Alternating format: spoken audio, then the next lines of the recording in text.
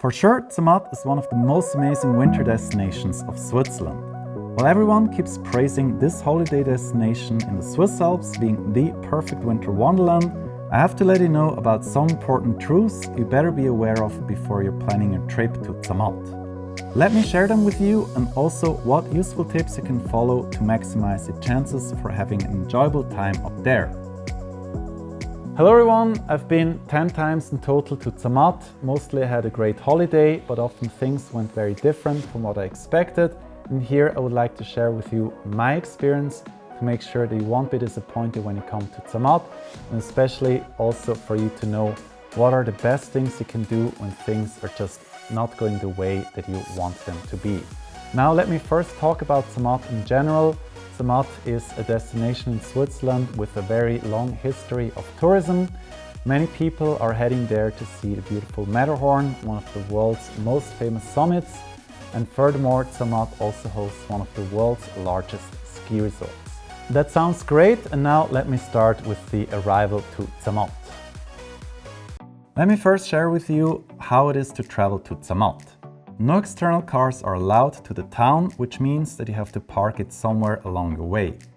The most suitable places to do that would be in Visp or in Tesch. After Tesch, the road is closed for outside vehicles. If you travel by train, Zermatt is very far from everywhere in Switzerland.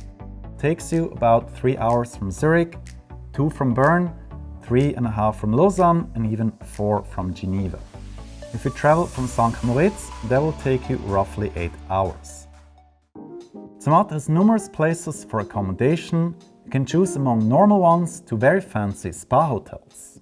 However, Zermatt is a very hot spot in Switzerland, especially during winter when people come for skiing. Many hotels will be booked early. If you intend to travel to Zermatt during Christmas, New Year, February and March, book latest by October or even during September. This is very important, as otherwise your favorite hotel might already be fully booked.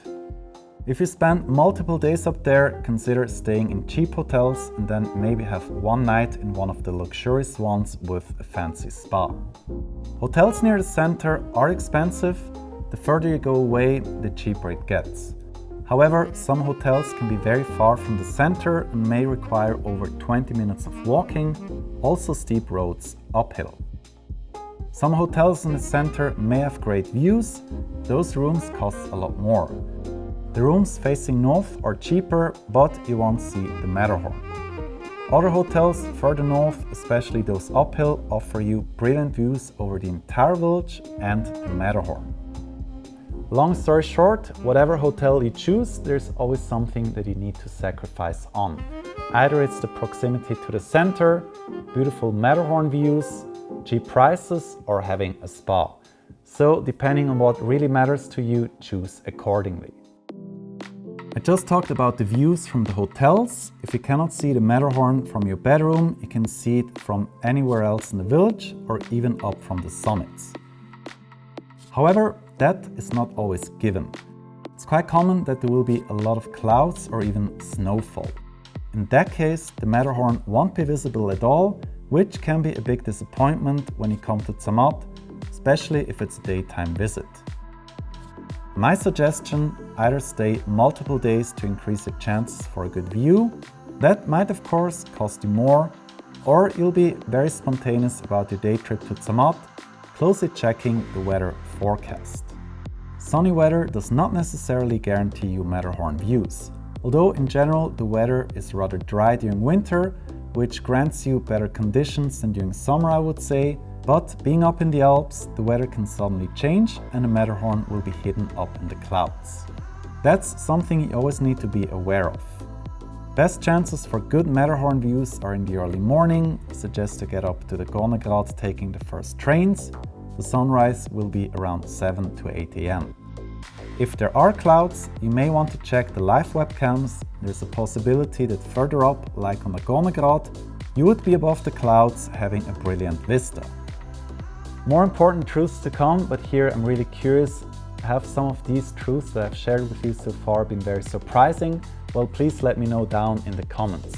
And also, if you have anything that you would like to need to know, Please also leave comments and then I can include this information in the upcoming videos about Zermatt.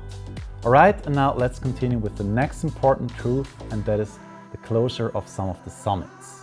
I talked about bad views. Things sometimes can be even worse. When there is heavy snowfall, most of the summits cannot be accessed. This will limit you in your activities, which can be quite disappointing. Sometimes the views are great, but then there's a strong wind. In that case, stations like Trockener Steg, Klein Matterhorn or Rothorn cannot be accessed. You can check the opening of the different lifts on the homepage of Zermatt. You'll see that in those cases many lifts are closed, but fortunately not all of them. What I can guarantee you will be open for almost all the time is the Gornergrat Railway, which is not sensitive to strong wind conditions. The Gornergrat is the main attraction of Zermatt with the highest traffic of people, which is why the staff is trying its best to maintain operation even at bad weather.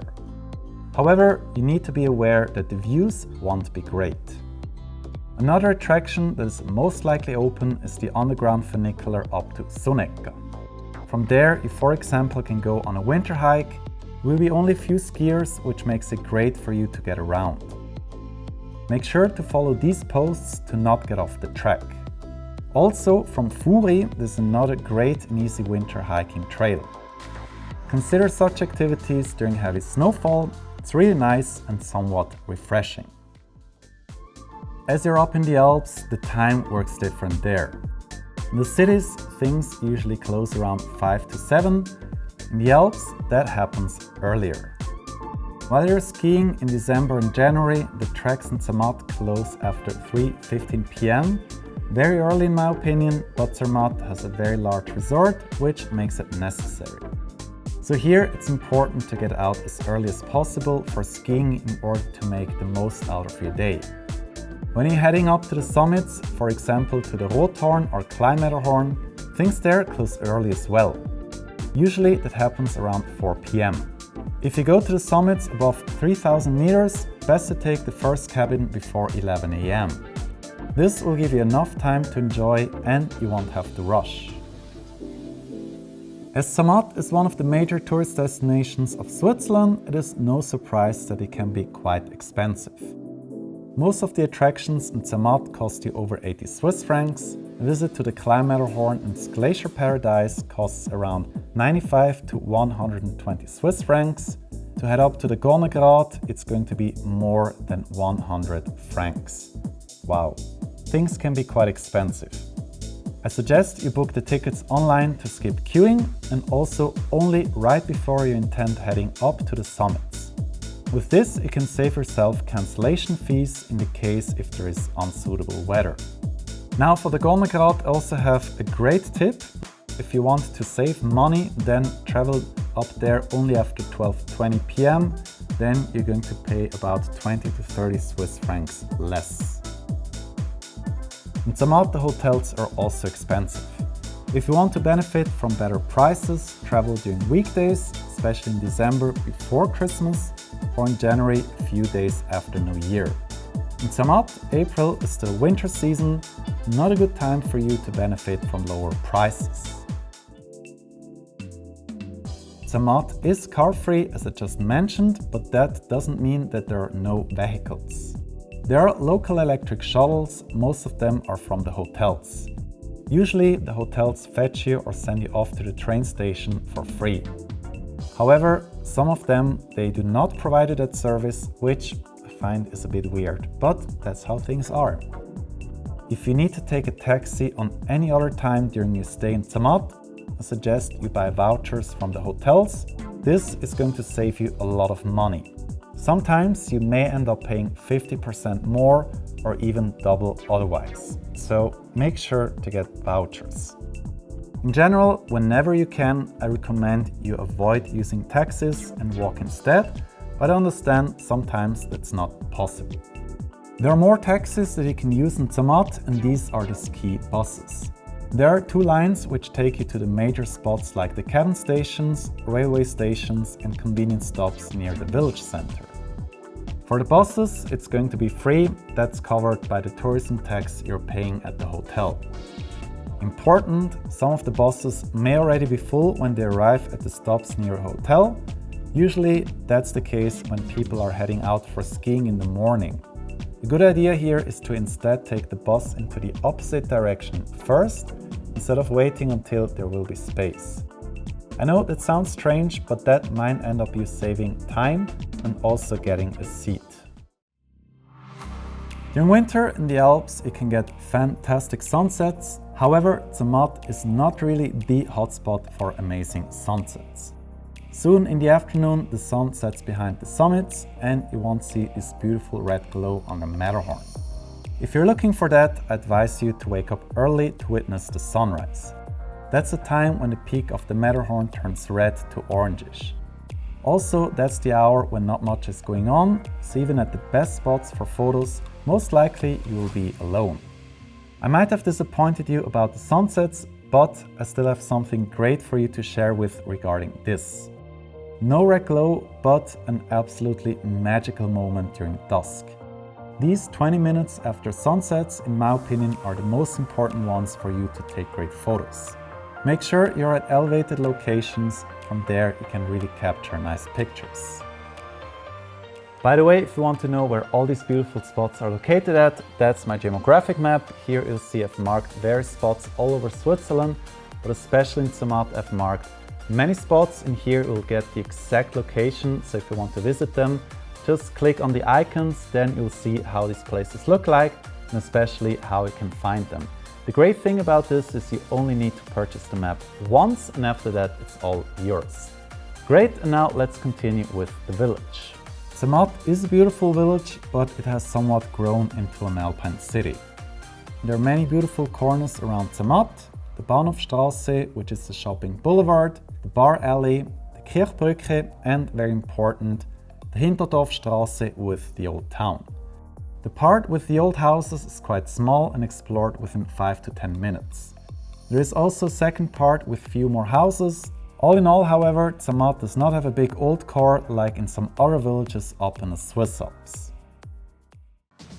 Already mentioned it before, not all cabins will operate all the time. It's pretty common that you cannot access Italy on every day.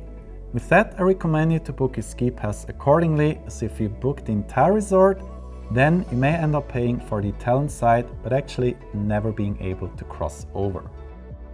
Since we talk about tickets, if you purchase a 3-day pass instead of daily paying for passes 3 times, you'll also save some money. But you may also risk to pay for days with limited or no skiing due to heavy snowfall or bad weather conditions. Zermatt is a really great holiday destination. I hope with this video could help you for your planning for your upcoming trip. Now if you want to know what are the best things to do here in winter in Switzerland, then I'm going to see you over there. Otherwise, if you're more interested in something else, then let's meet in this video.